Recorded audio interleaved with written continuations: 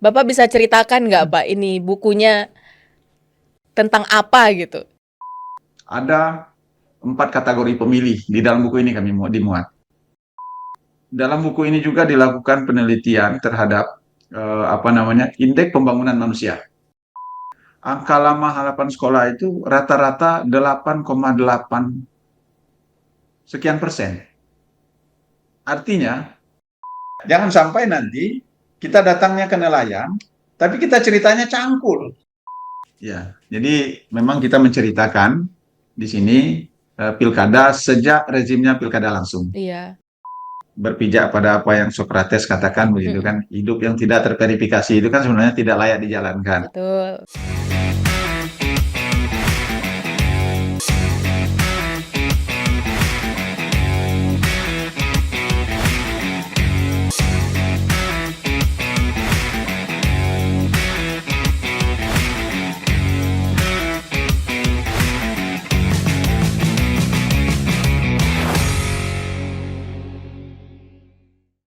Hai teman pemilih, kembali lagi di podcast Komisi Pemilihan Umum dengan saya Tenri, host podcast episode kali ini. Teman pemilih, episode kali ini kita akan spesial membahas tentang buku di Satuan Kerja KPU.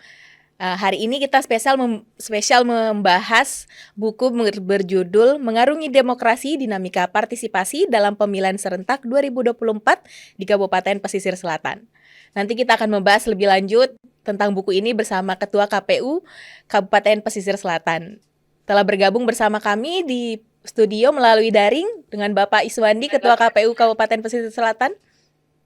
Halo Pak. Halo, Bu Tenri. Iya Pak. Assalamualaikum. Waalaikumsalam Pak. Gimana Pak kabarnya Pak? Baik? Alhamdulillah baik, baik dan Alhamdulillah luar Pak. biasa. Ini slogannya orang tua banget tuh Pak. Ada luar biasanya. Oke Pak, ini bukunya bagus banget Pak. Ininya covernya dengan judulnya pas banget, Mengarungi Demokrasi. Ini mengarungi di tengah laut ya Pak, ini foto di kapal orang nelayan ya kayaknya ya. Ya, karena kan pesisir selatan di sebelah baratnya berbatasan dengan Samudra Hindia. Keren. Saya pernah loh Pak ke sana. Sekali-sekali. Iya, iya. Iya keren Pak, di sana tuh pesisir selatan. Nah Pak, ini Bapak bisa ceritakan nggak Pak, ini bukunya tentang apa gitu? Dari judulnya kan Mengarungi Demokrasi, ini tentang partisipasi tapi boleh dilanjutkan dengan Bapak deh. Oke, baik, terima kasih. Yang pertama terima kasih nih pada Mbak Tenri sudah menjadikan kami di Pesisir Selatan sebagai salah satu yang menjadi narasumber dari kegiatan podcast ini. Jarang-jarang loh kabupaten yang jauh-jauh di bawah-bawah gitu. Eh, Sebagaimana judulnya, ini kan mengarungi demokrasi. Jadi buku ini memberi potret ya dinamika partisipasi dalam pemilihan serentak tahun 2024 di Kabupaten Pesisir Selatan, khususnya Pilkada 27 November 2024 yang lalu. Nah, buku ini terdiri dari 6 bagian. Dari 6 bagian itu, sebagaimana biasa di awal kita mengupas ya pendahuluan, kemudian sampai nanti bab yang terakhir itu ada catatan dan rekomendasi eh, yang diberikan. Dan buku ini memang kemarin kita buat penghujung tahapan, di penghujung tahapan pilkada, bekerja sama dengan eh, Repol Institute di Kota Padang. Nah, jadi di buku ini eh, kita walaupun fokusnya pada penyelenggaraan pilkada tahun 2024, namun sedari awal ini kita sudah menceritakan yang pertama eh, perjalanan pilkada di pesisir selatan dari pilkada ke pilkada sejak tahun 2005. Jadi di buku ini juga menceritakan bagaimana partisipasi pilkada mulai dari tahun 2025, ya siapa saja yang terpilih, kemudian perkembangan penduduk dan include di dalamnya adalah perkembangan eh, daftar pemilih dari pilkada ke pilkada. Dalam hal ini pilkada sejak rezimnya pilkada langsung ya tahun 2025. Ini sudah ada di dalamnya. Dan buku ini juga menceritakan eh, pemimpin daerah. Jadi kami selipkan di sini sebagai bentuk pengayaan bagi publik begitu, bahwa pesisir selatan itu sejak tahun 1945 sudah ada bupatinya. Walaupun ketika itu kita masih bergabung dengan Sumatera Tengah ya. Nah, begitu. Jadi sudah ada bupatinya, walaupun waktu itu kan di awal-awal sekali bupati kan belum punya wakil ya Mbak ya. Mm-mm. Ya, wakil bupati itu kan baru muncul di era reformasi ke atas begitu. Nah, jadi ini juga kita spill di sini sebagai bentuk pengayaan ya. Kemudian buku ini mengupas juga apa namanya hal-hal yang apa namanya mempengaruhi ya apa namanya tingkat partisipasi publik, tingkat partisipasi masyarakat di dalam kontestasi pilkada. Nah, kemudian kita juga memotret ya, memotret apa namanya eh, hal-hal yang mempengaruhi, apa hal yang Oke. mempengaruhi begitu kan. Ini dikaji secara mendalam, didukung oleh teori-teori akademik ya, dan tim peneliti kita melakukan FGD atas itu, kemudian wawancara mendalam pada beberapa narasumber dan akhirnya disimpulkan. Dan buku ini menurut saya kaya manfaat, Mbak. Kaya manfaat bagi bagi kita sebagai penyelenggara, ya, kemudian bagi pemerintah, kemudian bagi partai politik terutama. Kenapa bagi partai politik saya sampaikan dan juga bagi penyelenggara? Bagi penyelenggara setidaknya ke depan itu kita menginginkan agar sosialisasi yang dilakukan itu tepat sasarannya. Ya, jadi tepat sasaran begini. Kalau kita selama ini kan yang kami rasakan itu kami melakukan sosialisasi itu secara konvensional, mengundang tokoh-tokoh begitu kan. Nah, materi yang kita sampaikan itu umum, umum sekali, ya. Artinya tidak apa namanya spesifik kepada kelompok masyarakatnya. Dan kita juga tidak tahu apakah setelah kita melakukan sosialisasi itu tokoh masyarakat yang kita undang ini meneruskan message-nya itu kepada kelompok masyarakat, kita tidak tahu. Nah, jadi berdasarkan kajian penelitian dilakukan yang yang dirangkum di dalam buku ini, maka setidaknya ada tiga. Yang pertama kami menemukan ada 4 kategori pemilih di dalam buku ini kami dimuat. Ya. Pemilih yang pertama itu adalah pemilih rasional. Kemudian yang kedua adalah pemilih kritis, critical voters. Kemudian pemilih yang ketiga itu adalah pemilih tradisional.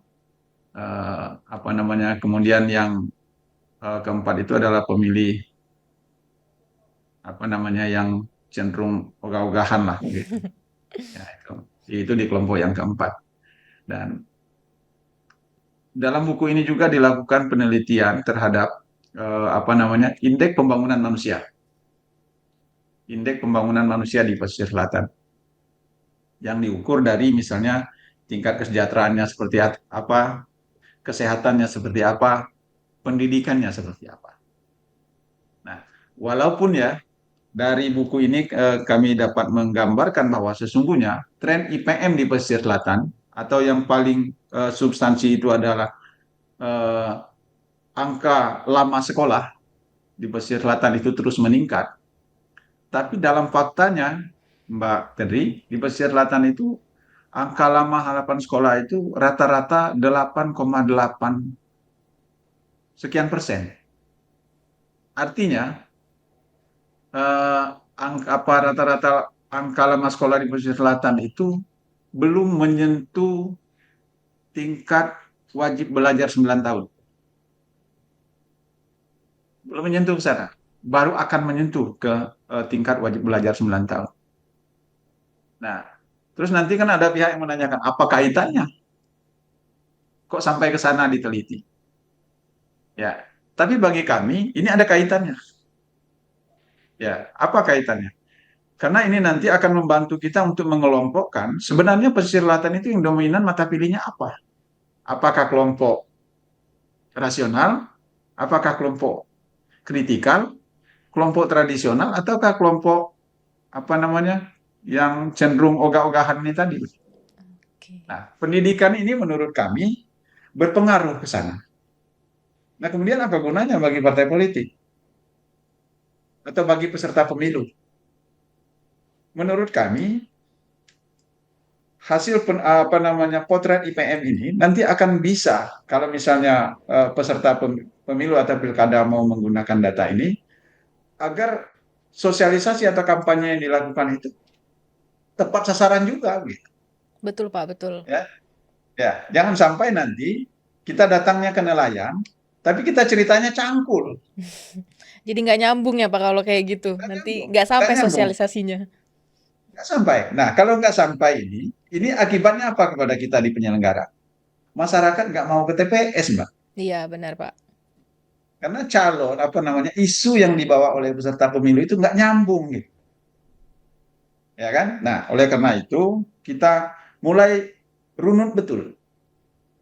Kenapa apa ide pembangunan manusia yang juga kita sasar di sana. Kita Oke. tidak hanya membahas atau menceritakan misalnya partisipasi. Dan kita merasakan betul, Mbak. Ini di Pilkada 2024 ya. Di buku ini juga kami ceritakan. Kami fair menceritakan di dalam buku ini. Kami juga tidak mau misalnya. Dan kami tidak malu menceritakan bahwa partisipasi di pesisir selatan 2024 itu turun, ya, turun dibanding pilkada tahun 2020. Ini kan unik ini. Pilkada 2020 ini diselenggarakan dalam masa pandemi. Iya Pak, benar. Ya, Sedangkan pas 9 Desember, 2024 kan udah nggak pandemi ya Pak, harusnya partisipasinya bisa iya, naik ya. ya. Jadi 9 Desember 2020 kita pilkada dalam masa pandemi. Ketika itu kami masih di kecamatan di PPK. Tantangannya luar biasa, dinamikanya luar biasa. Dan pesisir selatan ketika itu menerbitkan juga buku pilkada dalam hempasan pandemi. Komisioner pendahulu kami. Tapi ketika itu partisipasi masyarakat di pesisir selatan tinggi, Mbak. Oke Pak. Tinggi dibanding pilkada 2024. 2024. Ya, 2024 kita cuma mencapai angka 59,7%. Nah, sementara di pilkada tahun 2020 mencapai 68% lebih. Nah, itu. Jadi ini yang apa namanya yang eh, menurut kami ya menarik, menarik gitu. Oleh karena itulah buku ini kami terbitkan. Kenapa menarik? Begini, Oke. Berarti ini Pak, pilkada bukunya ya dibikin ini karena ini ya Pak, ada yang kemenarikan itu ya? salah satunya, Iya.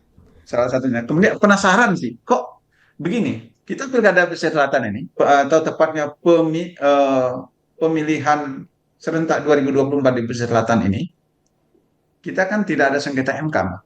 Oh aman ya Pak Baik malah? itu aman. Ketika pemilu dan pilkada tidak ada sengketa MK. Hmm. Dan dalam konteks sosialisasi, dalam arti ketersampaian informasi kepada publik, ini menurut kami tidak ada masalah. Karena dari ketika kita melakukan survei ini, ketika tim penulis ini melakukan survei, kami titipkan pesan, pertanyaan. Apakah ada misalnya masyarakat atau ya peserta itu tidak menerima informasi tentang penyelenggaraan pilkada? Tidak ada tuh. Hasilnya Artinya ternyata menerima semua ya Pak, keters sosialisasinya dengan menerima. baik. Ya, jadi message kita gitu dalam penyelenggaraan pilkada tahapan per tahapan itu tersampaikan secara baik kepada masyarakat. Nah, namun demikian kok partisipasinya di bawah gitu, 59,7%, jauh di atas di bawah target secara nasional kan. Iya. Nah, kami tidak Pak, malu mengakui kalau ini. pilkada 2000 berapa? 20 ya kemarin? Itu berapa Ya, Pak partisipasinya? 2020 saya lupa angkanya tapi ada ini. Coba saya lihat ya. Iya, siap Pak. Nah, ini di halaman 2 itu 68,3%. Oh iya berarti turun banget ya Pak, mayan. Ada Turun banget. ada Nah, 10%-an lah Pak turunnya. ya, padahal Sekitar. ketika itu, ya, ketika Pilkada 2020, oh ini teman-teman apa senior-senior waktu itu berapa kali itu ke MK gitu. Ya, nah itu. Nah, kemudian yang bertarung juga itu pasangan tahun 2020 juga gitu. Oh di 2024-nya Pak? Ya, yang bertarung di 2024. itu kontestan di 2020, Iya, tapi sama kok pesertanya konsestannya. tapi kok partisipasinya turun ya. Sementara DPT-nya naik gitu. Oke. Ya, jadi ini menarik. Makanya kita apa namanya karena waktu itu kita belum tidak bisa oleh karena apa namanya pertama kita kan dikejar deadline ini. 3 bulan setelah ini kita kan mesti mengembalikan Iya. sisa anggaran ke pemerintah daerah dan kita lumayan bisa menghemat efisiensi lah ketika itu eh, lumayan besar yang bisa kita kembalikan ke daerah dan kita bangun kerjasama dengan institusi ini untuk melakukan penelitian. Nah, kenapa institusi ini yang kita pilih? Karena memang institusi ini kan sudah biasa membuat buku-buku tentang Udah ini, biasa penelitian lah Pak, udah tahu ya sudah demografis sama biasa geografis di penelitian. sana gitu. Ya, dan basicnya kan kampus mereka ini rata-rata dosen di beberapa perguruan tinggi di Sumatera Barat. Oke, Nah, emang jadi orang warlock ya Pak. jadi ini menarik gitu. Nah, menarik sekali.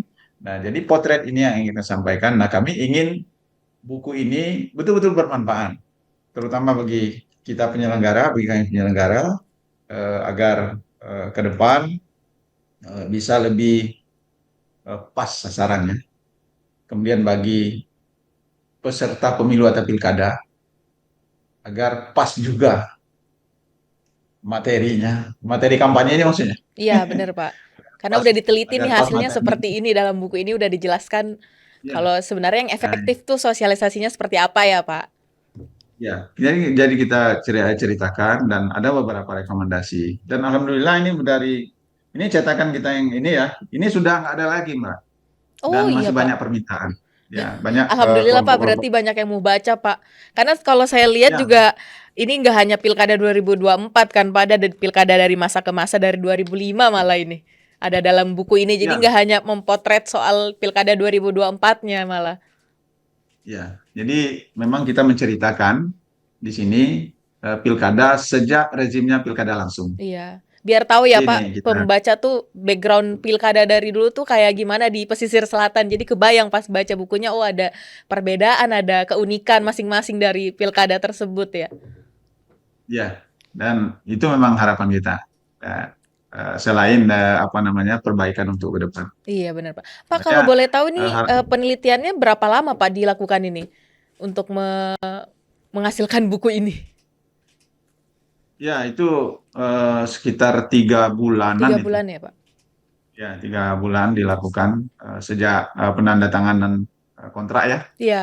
Eh, ini sekitar 3 bulan sampai dengan apa namanya di kemarin pencetakan ini. Dan sekarang karena kemarin itu percetakan memang masih sangat terbatas sih yang kita cetak kemarin ya. Dan ini kita dalam persiapan untuk mencetak edisi revisinya. Nanti edisi revisinya mungkin beberapa ada mengalami perbaikan dari buku yang pertama. Ini akan kami muat di edisi revisi dan nanti juga kami akan kirimkan kembali ke KPWRI satu eksemplar. Oh, oke, berarti nanti ada revisinya ya Pak dari sini ya. Kira-kira apa tuh Pak isi dari revisi dari buku ini? Eh, Beberapa di antaranya ada penyempurnaan. Sebenarnya penyempurnaan kecil. Oke. Cuman kami penting kan semakin kalau kita berpijak pada apa yang Socrates katakan begitu Mm-mm. kan, hidup yang tidak terverifikasi itu kan sebenarnya tidak layak dijalankan. Betul. Nah, jadi kita juga harus berani dong mengakui apa kekurangan dalam karya awal kita, kemudian kita perbaiki begitu supaya membaca lebih sempurna penerimaannya. Kira-kira begitu, Mbak Tenri. Berarti udah banyak yang review Pak sampai mau ada revisi gitu ya. Jadi ada masukan-masukan dari pihak-pihak luar ya Pak. Ada masukan dari pihak eksternal. Mm-mm. Jadi ini kan bentuk kecintaan ya, Iya dan itu benar bukti Pak. bahwa Malah bagus Pak kalau ada masukan. Berarti mereka membaca isinya. baca isinya. Iya. Oke. Ini kapan Pak pembuatannya Pak? Kan selama 3 bulan tuh. Ini pembuatannya sejak kapan Pak? Setelah pilkada itu langsung atau ada jeda dulu? Langsung. Oh Tapi langsung ya waktu Pak. itu kita ya, jadi kontrak kita itu sebelum penyampaian hasil ke DPR. Sudah ada hasil cuma belum disampaikan ke DPRD.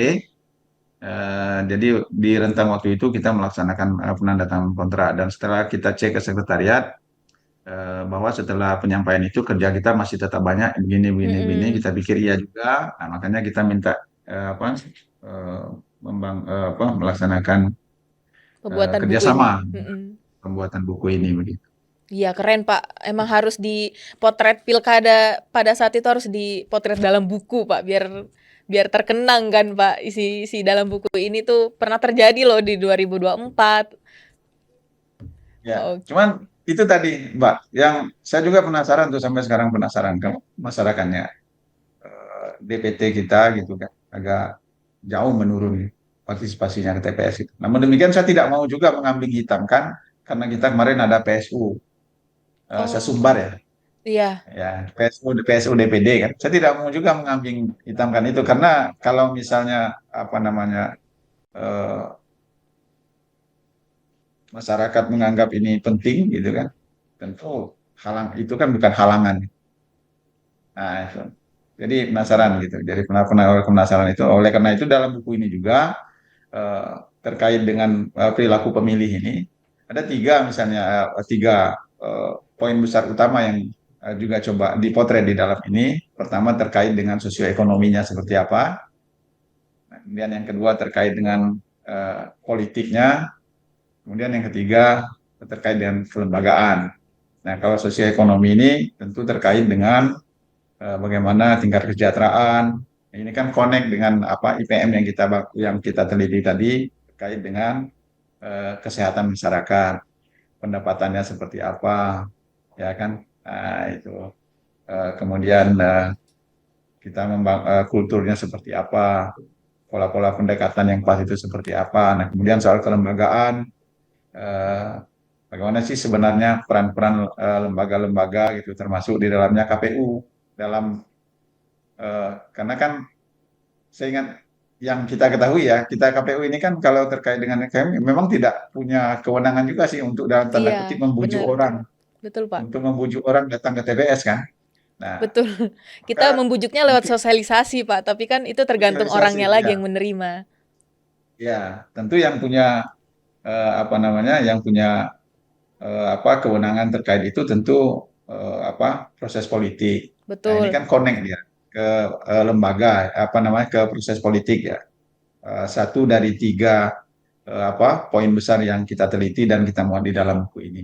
Nah, mudah-mudahan apa namanya peserta pemilu atau pilkada yang akan datang mau menjadikan buku ini sebagai salah satu lab referensi begitu. betul Pak, Dan pasti Pak itu. alhamdulillah isi buku ini juga dalam diskusi-diskusi lapau kalau kata kami di Minang, Pak, Iya. obrolan lapau gitu kan. Nah, ini isi buku ini mulai kita spill, mulai kita ceritakan seperti apa. Oh berarti udah Nah, ini Pak, udah banyak acara buat ngebedah buku ini Pak? eh, bedah non formal. Oh, nggak apa-apa Pak, yang penting kan pesannya tersampaikan soal buku ini, mau formal mau non formal kan. Insya Allah, insya Allah. Iya Pak.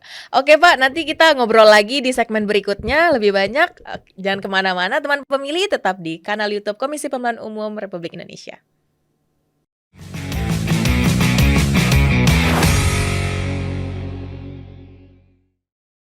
Hai teman pemilih, balik lagi di podcast Komisi Pemilihan Umum. Masih bersama saya Tenri, host podcast episode kali ini. Kita masih bersama Bapak Ketua KPU Pesisir Selatan, Bapak Aswandi. Bapak masih bergabung ya Pak? Masih Oke. standby. Oke Pak, kita lanjutkan lagi ngobrol yang tadi ya Pak, soal indeks pembangunan masyarakat ya, manusia di sana ya. Ya, Iya, kan tadi Bapak bilang soal partisipasi di sana malah menurun ya di Pilkada 2024 dibandingkan Pilkada 2020 dan DPT-nya padahal meningkat di 2024. Padahal ya. sosialisasi yang dilakukan pesisir selatan udah optimal lah dilakukan sama pesisir selatan nih Pak. Kira-kira dalam buku ini udah dikasih tahu nggak Pak faktor utama penyebabnya kenapa partisipasi di pesisir selatan itu menurun? Boleh diceritakan Pak? Baik, Mbak Tenri.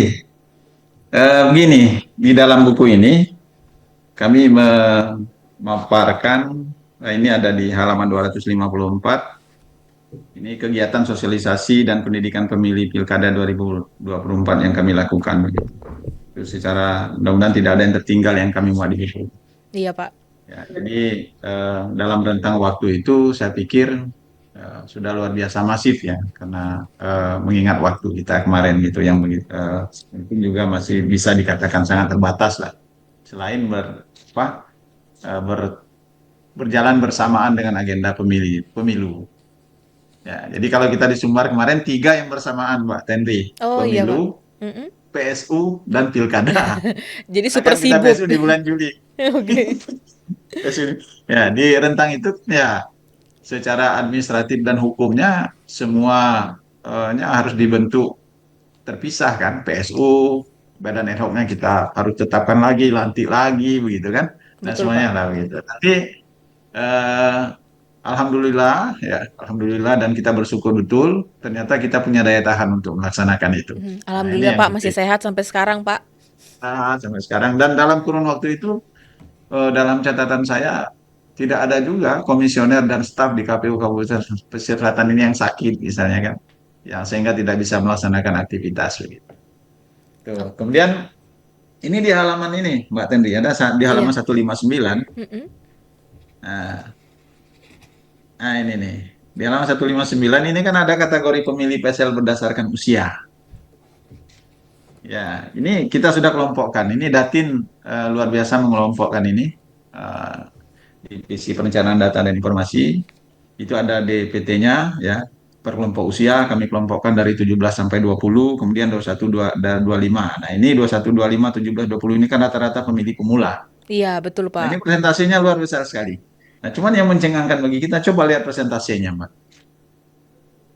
Ternyata yang lebih banyak ke TPS itu kategori usia baby boomers. Lebih tinggi presentasinya kan, Iya tujuh Pak puluh empat bener. koma dua persen. Malah yang Kan? udah tua-tua ya Pak, malah yang ke TPS-nya. Iya, 74,2%. Di bawah itu baru kelompok generasi X. Iya. Ya, semakin ke sini begitu. Kok semakin sedikit yang ke TPS. Nah, itu. Padahal, nah kelompok-kelompok yang dikit ke TPS ini, katakanlah kelompok pemula kemudian generasi Z ini kan di dalam istilah kita yang juga ada di buku ini kan sudah masuk kelompok digital native. Iya, betul. Digital native yang dia begitu lahir dan perkembangannya sudah bersentuhan dengan kehidupan kemajuan teknologi. Tapi kok kelompok ini begitu? Coba lihat. Usia 17 sampai 20 tahun itu cuma 40,4%. Dan generasi Z malah itu cuma 35,8%. Iya Pak, dikit banget Rendah. itu. Iya, iya kan? Nah, ini menurut kami di dalam buku ini juga ada potensi ya bahwa memang eh, apa namanya kalau dikatakan tidak menarik bagi mereka mungkin belum penting bagi mereka mungkin Hmm, oke Pak. belum Tap- penting bagi Tapi mereka. Pak dalam penelitian ini ada yang fokus ke generasi Z itu nggak Pak? Yang kayak Iya, wawancara ke generasi Z-nya dan pendapatnya mereka ada gimana? cuman kelihatannya di buku ini juga tidak terlalu spesifik disampaikan. Karena semuanya dibahas Nah, ya Pak. ya, ya. Cuman tidak spesifik, namun ada analisanya saja, analisa dari ini begitu. Nah, jadi barangkali menurunnya ini, kalau menurut saya kan begini, ada juga yang mengatakan ini calonnya tidak menarik. Menurut saya, ya, kalau dikatakan calon yang tidak menarik, tapi calon yang sama juga yang bertarung di pilkada sebelumnya partisipasinya tinggi. Iya benar. Ya, artinya kalau ada yang mengatakan ini karena calon yang tidak menarik, menurut saya ini sudah terbantahkan. Karena di pilkada sebelumnya yang bertarung ini juga, tapi kan partisipasinya tinggi. Maka ketika itu kita pandemi kan, Iya betul Pak. pandemi yang belum berakhir begitu. Nah, jadi menurut eh, saya, ya, menurut kami yang juga kami kemukakan di dalam buku ini, yang pertama terkait dengan eh, mungkin ke depan perlu lebih tepat lagi ya, dalam melakukan eh, kampanye dan mungkin sosialisasi. Jadi nggak hanya dari KPU ya Pak, dari peserta pilkadanya gitu ya. Dari peserta Iya, pilkada juga harus sosialisasinya, kampanyenya tuh harus benar-benar menyentuh generasi Z nih kayaknya, karena kurang mereka datang ke TPS. ya, ya kan kita harus melihat ini. Jadi misalnya eh, menurut kami ya, menurut saya, jadi nanti KPU kemudian peserta pemilu atau pilkada itu harus paling tidak melakukan riset sederhana dulu. Ini kita akan melakukan sosialisasi, objeknya apa? Apakah kelompok pemilih rasional? Apakah kelompok pemilih kritikal? Apakah kelompok pemilih tradisional?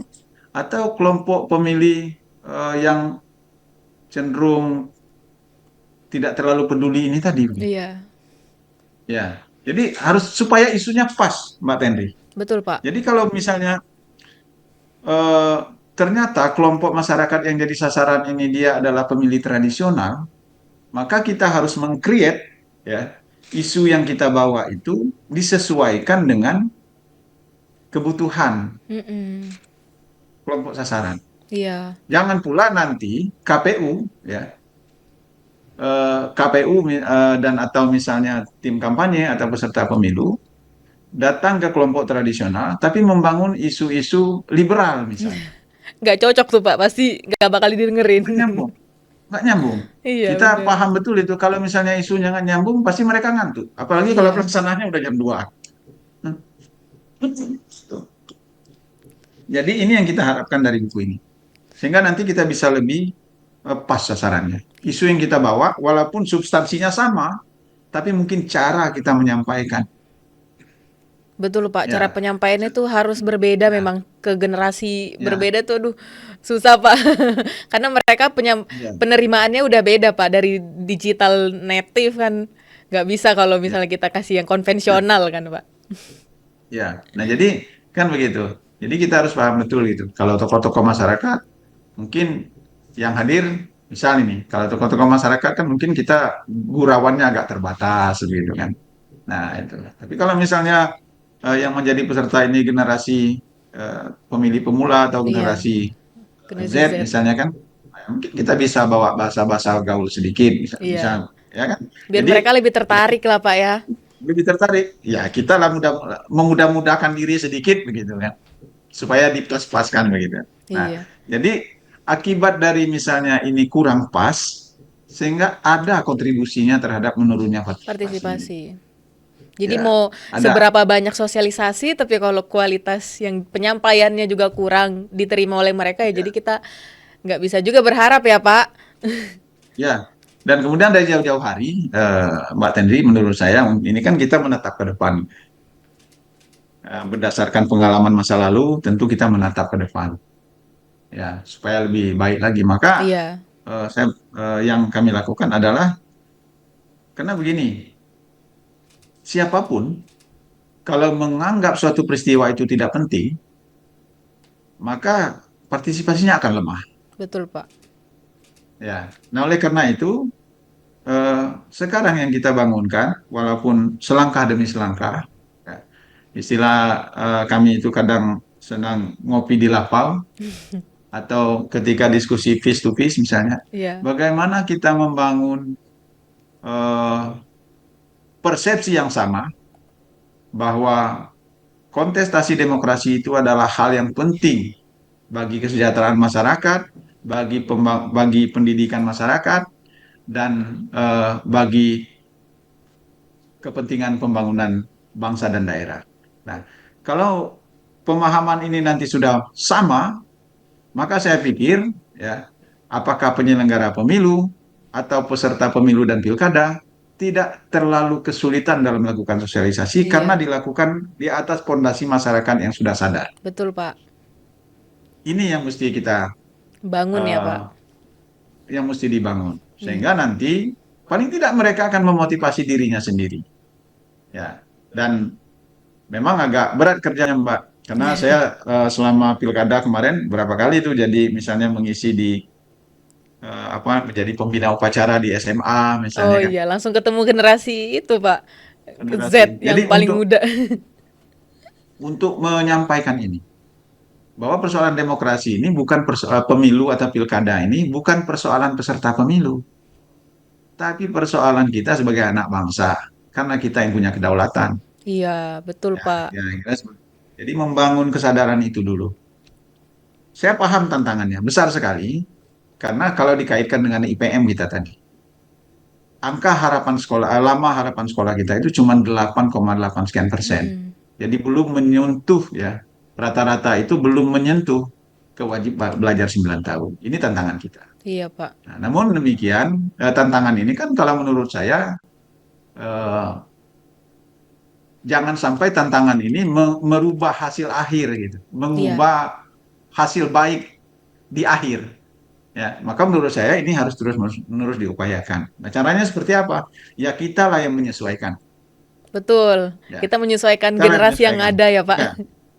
ya. Jadi kalau misalnya kita ketemu dengan Kiai, ya tentu kita nggak mungkin cerita Facebook dong, ya kan? Nggak Iya, bener, mungkin Pak. cerita TikTok, ya kan? Kita ceritanya, ya mungkin kita yang belajar hadis, kira-kira Iya. seperti itu. Sehingga Pendekatannya mereka pasti harus spesial, harus berbeda-beda. spesial.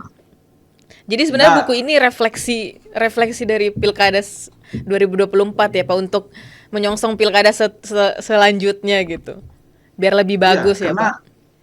karena itu tadi, karena pemilu PSU dan pilkada kita di pesisir selatan ini boleh kami katakan zero problem. Ya, dalam Mm-mm. arti tidak ada persoalan, tidak ada pertengkaran misalnya, Iya. yang misalnya ada keributan, Jadi nggak kondusif ada malah, Pak, ya, kondusif. kondusif, nggak ada asap di pesisir selatan, ya, nggak ada rumah warga yang ini di pesisir selatan. Mm-mm.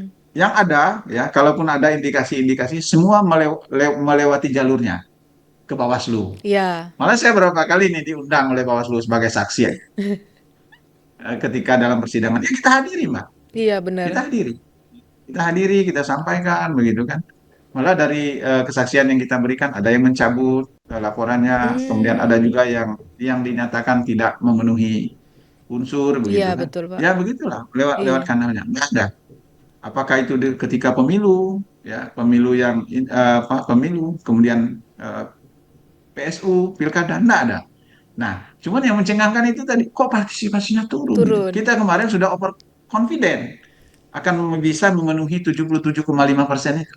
Iya, karena usahanya udah Melihat, optimal ya, Pak, dalam sosialisasi, ya, mendorong masyarakat ke TPS lah ya, istilahnya. ya. Nah, cuman ya itu tadi, mungkin kami juga sudah menyusun kemarin ketika dalam kajian, apa namanya, kajian ilmiah ya, paper Mm-mm. kajian ilmiah, kami juga sudah buatkan, kami sudah sampaikan kepada pimpinan, ada beberapa juga yang kami rekomendasikan lewat kajian ilmiah itu.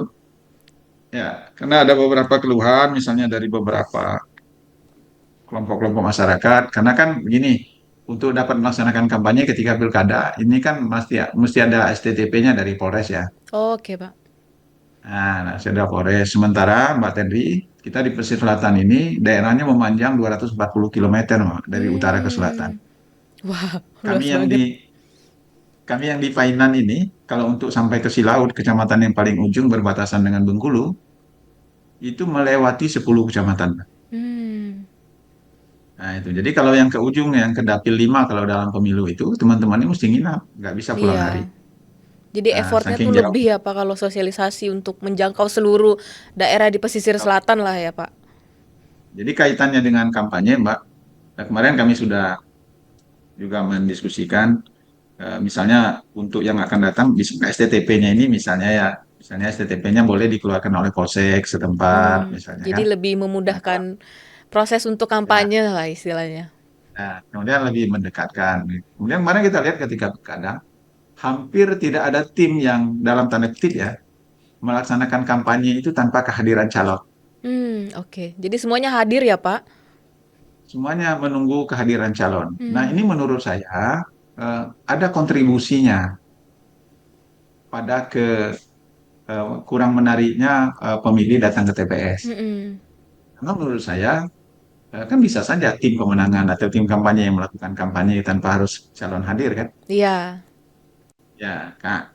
Jadi ini juga yang apa namanya yang menurut saya mesti ke depan ini mesti apa untuk sebagai salah satu ikhtiar ya kan jangan pula nanti eh, apa namanya? Karena begini, pesisir selatan ini kan 15 kecamatan.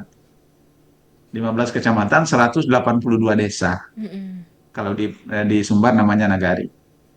182 desa atau nagari, kemudian 15 kecamatan. Dengan waktu kampanye yang cuma 60 hari itu dibagi dengan berbagai aktivitas, Mbak, saya pikir memang agak kesulitan ya Iya, betul, Pak. bagi kandidat untuk hadir langsung begitu kan. Kalaupun hadir langsung mungkin sebatas bagaimana menyampaikan poin-poin pokoknya saja. Iya. Nah, ya kan? Susah Nah, untuk jadi ke menjangkau depan seluruh desa itu, waduh, susah juga sih, Pak. susah untuk menjangkau. Kemudian salah satunya lagi mungkin faktor kelelahan lah, mungkin hadir Mm-mm. secara fisik, tapi untuk menjelaskan secara full itu kan mungkin karena faktor kelelahan ada keterbatasan. Iya, Maka ke benar. depan kita pikir eh, ya semoga aja bisa gitu kan ke depan bisa STTP itu dikeluarkan oleh pertama oleh Polsek sehingga tidak mesti yang kalau kampanyenya di tingkat kampung di tingkat ini kan kan nggak mesti Mm-mm. ke Polres Polres. kan. Sama Kalau di kami peran kan media lumayan sosial ya Pak. Ini peran media sosial juga kan penting ya Pak di tengah keterbatasan untuk mengakses daerah-daerah itu. ya Bisa kampanye itu. lewat media sosial. Karena kan kita juga KPU udah mengatur ya Pak untuk kampanye melalui media sosial dengan akun-akun yang didaftarkan ya Pak. Ya, itu kemarin ya kita juga sudah mengundang LO, Iya. itu sepertinya ada, cuman pemanfaatannya kurang maksimal. Sepertinya Oh, oke. eh, pemilih-pemilih kita ini ya mungkin ini ya karena kita memang sedang trennya di media sosial gitu. Mm-mm. Jadi kalau misalnya lewat kanal-kanal resmi itu kesannya kurang bebas deh. Oke. Ya kan? Kalau lewat kanal resmi kan kesannya kurang, ini kurang bebas ini. Ya Iya. kan kurang ini begitu kan. Mereka lebih lebih suka bereksplorasi mandiri begitu. Hmm. Ketimbang misalnya melalui kanal-kanal yang sudah disediakan itu. Ada disediakan oleh paslon begitu kan, tapi Mm-mm. kurang begitu ramai. Malah misalnya di apa influencer-influencer tertentu kita lihat lebih ramai Lebih begitu kan. ramai ya Pak. Oh iya dalam buku ini juga dibahas Ramai. soal influencer itu Pak. Ya, ya lebih ramai gitu kan. Nah, itu jadi itulah kondisinya. Kondisi kita di Persib. Tapi kita yakin optimis 2029 ini akan membaik. Iya, Akan insya Allah membaik. Pak pasti selalu ini berusaha yang maksimal lah untuk kedepannya Pak. Apalagi udah punya buku ini, udah tahu lah Pak ini datanya udah ada semua. Gimana nanti kedepannya ya untuk menyusun strategi-strategi untuk sosialisasi, kampanye buat paslon juga. Jadi bermanfaat sekali buku ini Pak. Sebenarnya wah nggak hanya buat KPU malah ini malah peserta pemilu seperti yang Bapak bilang juga pasti bermanfaat peserta pemilu sama pilkada Pak. Ya, mudah-mudahan Mbak, harapan kita Iya seperti benar itu. Pak. Termasuk bagi adik-adik yang konsentrasinya mungkin pendidikannya soal kepemiluan misalnya. Ya, karena buku ini juga ditunjang oleh literatur apa Iya. pendapat-pendapat ahli ya. Nah, Base-nya penelitian, Pak, langsung datanya. ya. Oke, Pak. Pak, terakhir nih, Pak, apa sih pesan utama dari buku Mengarungi Demokrasi ini, Pak, yang ingin disampaikan oleh KPU Kabupaten Pesisir Selatan? Begini, yang pertama ini kalau kata Socrates juga ini kebijaksanaan yang sejati itu kan bahwa kita mengetahui bahwa diri kita tidak tahu. Ya, yang pertama kami meyakini betul tidak semua persoalan di pesisir selatan ini terangkum di dalam buku ini. Nah, oleh karena itu tentu kita membuka diri untuk senantiasa menerima masukan. Kalaupun nanti tidak terperbaiki pada buku-buku, pada revisi, tapi kan paling tidak itu untuk memperkaya pemahaman kita untuk nanti diterapkan. Nah, kemudian yang selanjutnya di buku ini, dan melalui buku ini juga sebenarnya kami tentu berharap yang pertama eh, pemahaman secara komunal bahwa kita kembali kepada Undang-Undang Dasar tahun 1945 bahwa kedaulatan itu ada di tangan rakyat di dalam dilaksanakan sesuai dengan Undang-Undang Dasar. Ya, kita akan membangun itu jangan sampai kedaulatan ini dijual murah. Dalam arti kita menggunakan kedaulatan atau kedaulatan ini digunakan, tapi pemilih tidak menemukan apa yang menjadi cita-cita nasional sebagaimana pembukaan Undang-Undang Dasar 1945. Kita berhak mendapatkan pendidikan yang layak, kita berhak mendapatkan kesejahteraan. Caranya seperti apa? Dengan berpartisipasi secara aktif dalam event-event demokrasi. Apakah itu di pemilu, apakah itu di pilkada, bahkan sampai ke pemilihan kepala desa sekali.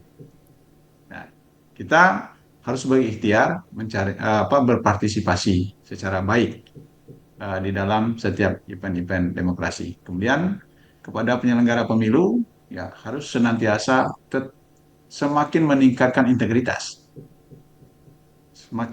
Karena menurut saya integritas itu adalah pagar. Integritas adalah pagar. Ketika kita berintegritas, saya pikir inilah yang akan menjadi pagar, misalnya aksi-aksi yang mencurigai, aksi-aksi demonstrasi, dan lain sebagainya. Nah, artinya aksi masyarakat itu sangat erat kaitannya dengan sejauh mana integritas penyelenggara di daerah itu. Kalau integritas kita baik, tentu penyelesaiannya pun ketika ada persoalan melalui jalur-jalur yang berintegritas. Nah, menurut kami seperti itu, Mbak. Oke, terima kasih Pak. BTW Pak, ini bukunya nanti ada tersedia digital nggak Pak? Siapa tahu teman pemilih penasaran sama bukunya Pak. Bisa Ya, kontak ke eh, medsosnya KPU Pesisir Selatan. ya, jadi buku ini eh, kemarin untuk edisi revisinya kami sudah melakukan cek akhir, namun sekarang masih dalam tahap cek untuk untuk pada akhirnya nanti sebelum dicetak kami akan upload di websitenya KPU Kabupaten Pesisir Selatan. Wih, mantep. Biar bisa diakses Ini masyarakat lebih luas Pak. biar supaya bisa diakses gitu. Dan yang lebih penting dari itu adalah supaya kami bisa menerima masukan. Oke, bagus Pak, bagus. Nah, gitu. Salah dalam waktu dekat ini tim Parhubmasnya mendengarkan ini. Insya Allah Pak, pasti selalu didukung Pak kalau untuk ini peningkatan literasi buat pemilih kan juga penting dengan membaca buku ini Pak. Oh iya, ini saya diingatkan oleh Mbak Tenri ini. Di dalam buku ini juga kita menceritakan pentingnya literasi politik bagi masyarakat. Betul Ya, Pak. karena ini untuk menuju pemilih yang Yang yang cerdas Pak kritikal, istilahnya. pemilih yang apa namanya eh, apa yang kritikal, pemilih yang ini begitu ya. Iya benar Pak. Jadi memilih itu, Membandingkan itu. iya memilih sesuai dengan pilihan dan track record ya Pak. Nggak hanya milih karena disuruh-suruh gitu. Ya, jadi kita ingin ke depan itu memilih itu memang sebuah kesadaran. Memilih itu kesadaran. Kesadaran itu akan muncul kalau dia merasa perlu dengan Iya, event ini. betul Nah, Pak. ini yang harus kita tunggu. Sekecil apapun ikhtiar tetap kita lakukan. Pasti Pak, itu udah tugas KPU Pak untuk berikhtiar terus biar sosialisasinya makin bagus, makin bisa diterima oleh masyarakat lebih luas dari semua generasi ya Pak. Insya Allah. Ya, siap. Oke, terima kasih banyak Pak Swandi telah ngobrol banyak tentang buku Mengarungi Demokrasi ini, keren Pak. Isinya keren-keren, sangat bermanfaat bagi segenap pihak ya, nggak hanya cuman KPU doang, sebagai bahan refleksi juga buat KPU. Terima kasih Pak, semoga sukses untuk cetakan revisinya, untuk nanti buku-buku selanjutnya yang akan dibuat saat pilkada-pilkada selanjutnya lagi Pak. Terima kasih Pak Swandi, Amin. sukses selalu. Terima kasih sudah ngobrol banyak di kanal YouTube Komisi Pemilihan Umum. Oke, terima kasih Mbak Tenri Iya dan seluruh Pak. kru Iya, podcast semoga KPU sukses ya ini. Pak memimpin KPU Ya, Pesisir Selatan, sehat-sehat. mohon selalu doanya. Iya Terima Pak, kasih pasti. atas kesempatan. Siap Pak, terima Ya, kasih kembali ya. Pak. Jangan lupa like, komen, dan subscribe dan share tayangan podcast ini ke teman-teman kalian biar tahu tentang buku Mengarungi Demokrasi ini. Sampai jumpa lagi di podcast selanjutnya. Podcast Komisi Pemilihan Umum Terdepan berbicara kepemiluan. Bye-bye.